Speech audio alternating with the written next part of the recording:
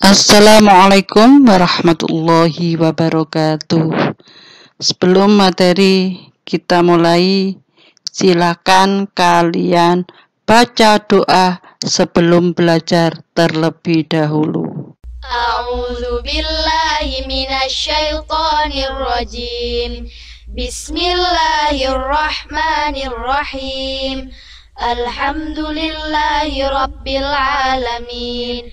Ar-Rahmanir-Rahim, Maliki Yaumiddin, Iyyaka na'budu wa iyyaka nasta'in, Ihdinas siratal mustaqim, Siratal ladzina an'amta 'alaihim ghairil maghdubi 'alaihim waladdallin. Amin. Raditu billahi rabba wa bil islami dina wa bi sayyidina Muhammadin nabiyyan wa rasula. Rabbi zidni ilma warzuqni fahma. Allahumma faqihni fid din wa 'allimni at-ta'wil bi rahmatika ya alim ya rabbal alamin.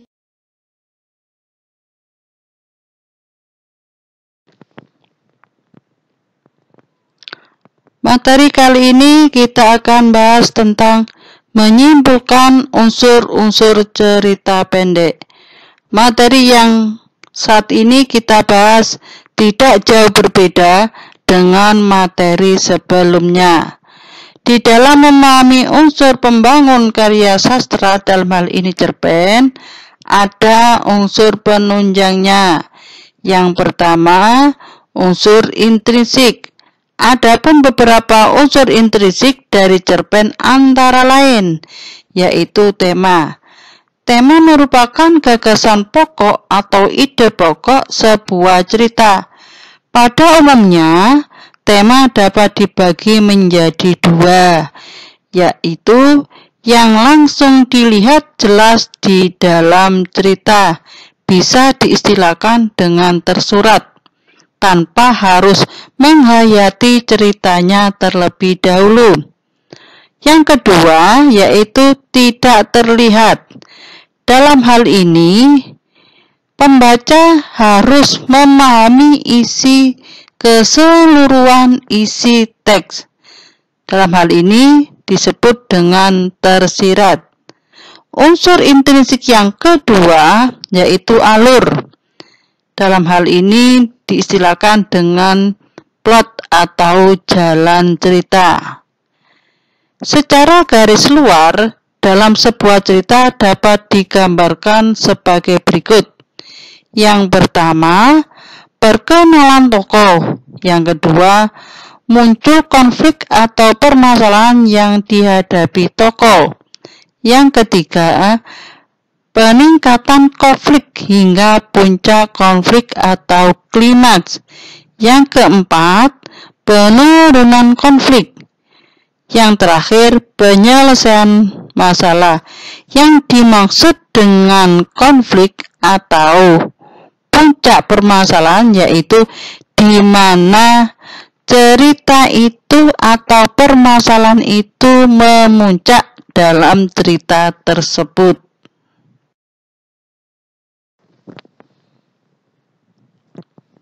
Unsur intrinsik yang ketiga yaitu setting atau latar. Setting atau latar merupakan hal-hal yang berkaitan dengan waktu dan suasana dalam cerita. Misal, bertema pendidikan, settingnya sekolah.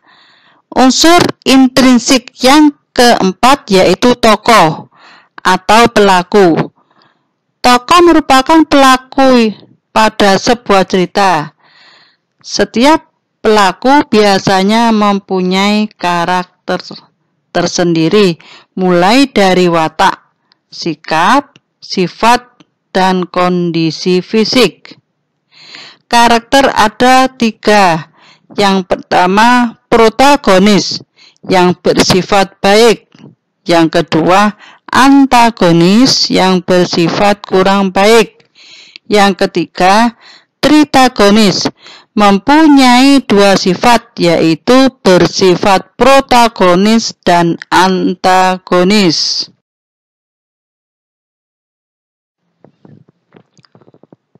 Unsur intrinsik yang kelima yaitu penokohan.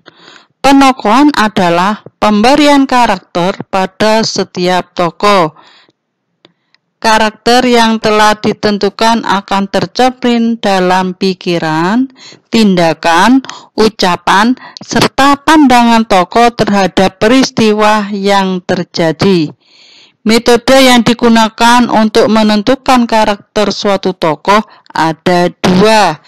Yang pertama, metode analitik, yaitu yang digunakan untuk menentukan karakter dengan cara memaparkan atau menyebutkan sifat tokoh secara langsung. Metode yang kedua yaitu dramatik. Metode yang digunakan untuk menentukan karakter tokoh dengan cara tidak langsung. Penggambaran tokoh dilakukan melalui percakapan yang dilakukan oleh tokoh lain. Metode ini dapat juga disebut dengan metode reaksi. Dalam hal ini, tokoh lain berupa pandangan dan pendapat sikap.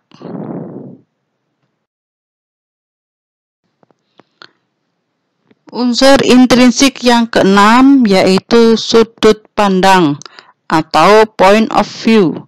Sudut pandang adalah posisi pengarang dalam memandang suatu peristiwa di dalam sebuah cerita. Ada beberapa macam sudut pandang antara lain.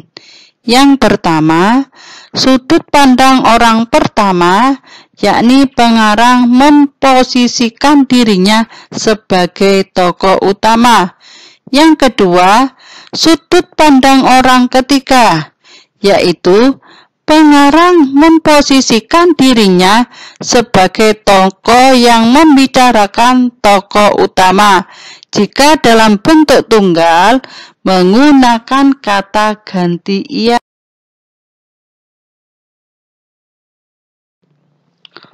Unsur intrinsik yang ketujuh yaitu amanat atau pesan. Pesan berupa nasihat, harapan, dan lain-lain. Pesan merupakan hal yang penting dalam sebuah cerpen, karena dengan pesan yang disampaikan oleh pengarang dapat menyajikan cerita yang baik, sehingga tokoh-tokoh dalam cerita dapat diteladani. Unsur membangun yang kedua, selain unsur intrinsik, ada unsur ekstrinsik. Dalam hal ini unsur dari luar.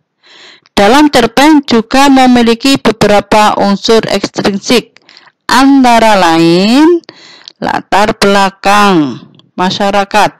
Contoh, kondisi politik, ideologi negara, kondisi sosial. Unsur ekstrinsik yang kedua berkaitan dengan latar belakang seorang pengarang. Latar belakang terdiri dari biografi pengarang, kondisi psikologi pengarang, dan lain-lain.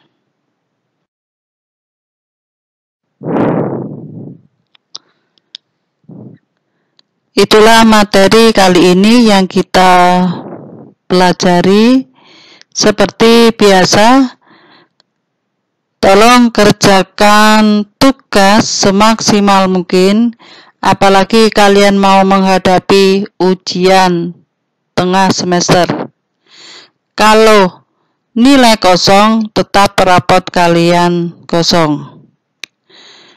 Dan jangan lupa setelah belajar atau setelah mengerjakan tugas, diakhiri dengan membaca doa selesai belajar. Saya akhiri pertemuan kali ini. Wassalamualaikum warahmatullahi wabarakatuh. Subhanaka la ilma lana illa ma 'allamtana innaka antal alimul hakim.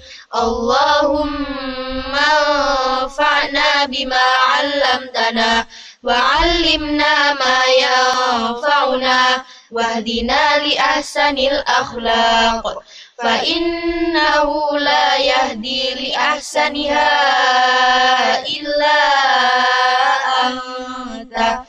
Allahumma ighfir li masyayikhina wa liman 'allamana warhamhum wa akrimhum biridwanikal 'azim fi maq'adis sidqi 'indaka ya arhamar rahimin.